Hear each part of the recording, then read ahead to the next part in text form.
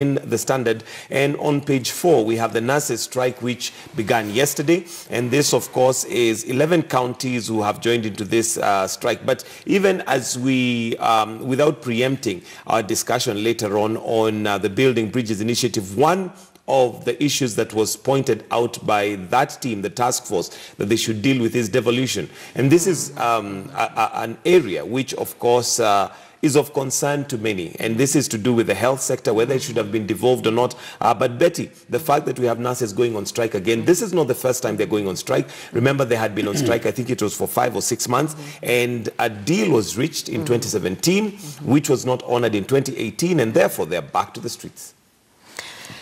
When I read this, my heart just, I just feel so sad for myself as a Kenyan and for other Kenyans, because when two bulls are fighting, the person who's hurting are the women who need to go and deliver in hospital, who need to take their children there, and every other person who needs to access healthcare.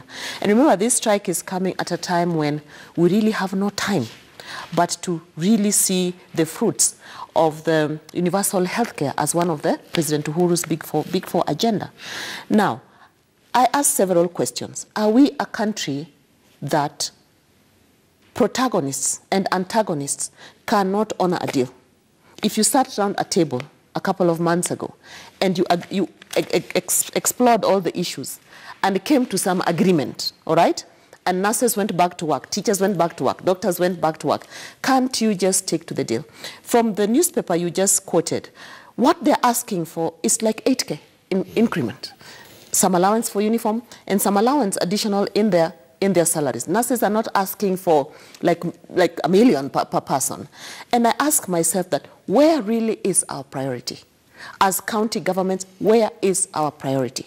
And when we see the amount of money that passes through the sieves into personal hands and pockets, and a nurse in Turkana, a nurse in Kisumu, a nurse here in Nairobi is only asking for 8K, legitimately speaking, then I think we have a big problem. For me, I would take this conversation back to the Building Bridges Initiative and just ask a fundamental question within the framework of devolution. Should we have the health care sector devolved, or should we take it back to the national government? So for me, those are the conversations I would have. And looking at this was a strike that should not. While only a couple of counties are participating, but I bet that by the end of the day, by the end of this week, we're going to see, many more counties there joining could be more that will be coming in. Yeah, that will be joining in. And if this is not arrested, then we have a big problem.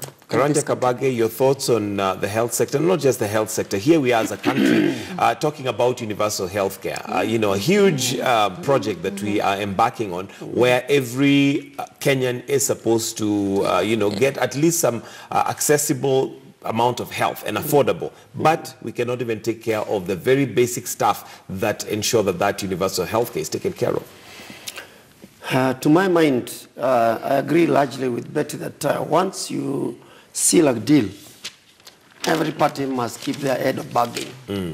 And I believe that is fundamental, because you're talking about trust and confidence that must permeate between and among us as Kenyans. That to me is very, very important. The second thing is that there are a number of people, to me, we must avoid even contemplating the idea of a strike. One of such things is teachers, health sector, because first, diseases cannot wait. You don't give notice to a disease. If today I leave this studio, I could as well be in ICU within minutes. Now, if there are no nurses, the nurses are a very important interface. Critical. When it comes to a question of the treatment and administration of hospital services. We really need to make sure that at no time can our nurses go on strike. At no time can our doctors go on strike. At no time can the lives of our children in schools be disrupted. In other words, we must be very anticipatory as a nation at what are the needs so that we can think strategically, long term, and negotiate well in advance so that disruption of this nature have such a long-term economic impact, health impact, that the country pays a very high price in the long run. So the bottom line here is that the narrative should be, we should not, under no circumstance, have strikes of those kind of key service providers. Secondly, it is the management of our governance of issues. Because when you are talking about negotiations, negotiations are part of the labor relations. And let me tell you, because I was at one time privileged to be a member of the Federation of Kenya Employers, and there is what we call social partners.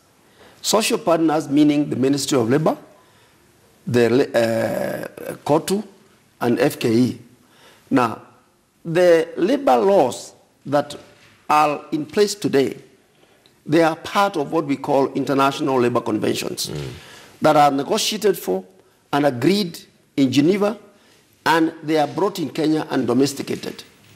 So when you talk about matters labor, they are universal in character and universal in nature. And Kenya signs to the conventions. So we must be very careful, because as a country, one of the most important things is that, do you abide by conventions? Do you abide by agreements? Because honoring those agreements, it should be a matter of course. And also at the level of negotiation, it should be understood what resources do we have. And I believe the union, the employers, must be able to be transparent in negotiations, in being able to say, these are the means that we have. And we can only share from these means. From these means, Absolutely. But once once a deal has been signed, it should not be signed under coercion. It should be signed because there is a negotiation, an agreement, and we must honor it. And it's unfortunate because there is what they used to call the gentleman's handshake, which is something that, of course, has not happened. And a gentleman's handshake was meant to be an agreement that must be honored. I mean, it bordered on integrity. But unfortunately, that's not the case. And even despite the fact that we do have it now in the Constitution, Chapter 6, on integrity, we still are not able to honor that, which is unfortunate. But we'll come back to that when we're talking about the Building Bridges Initiative.